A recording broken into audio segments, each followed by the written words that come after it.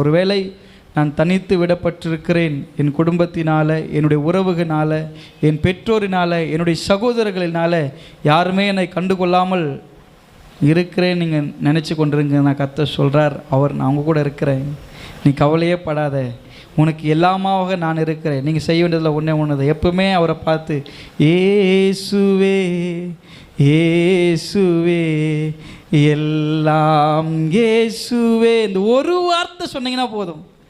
எப்பெல்லாம் உங்களை எல்லாம் ஒதுக்குற மாதிரி தெரியுதோ, எப்பெல்லாம் யாருமே என்னை நினைக்கிறதுக்கு யார் இருக்குது இந்த உலகத்தில், இல்லை சாப்பாடு அடிச்சுக்கும் போது ஒரு தட்டினாங்கன்னா கூட உங்களை யாரும் நினச்சிருப்பாங்க, யார் என்ன நினச்சிருக்க போகிறாங்க, என்ன நினைக்கிறதுக்கு யாருமே இல்லையே, ஏசு உங்களை நினைக்கிறாருங்க.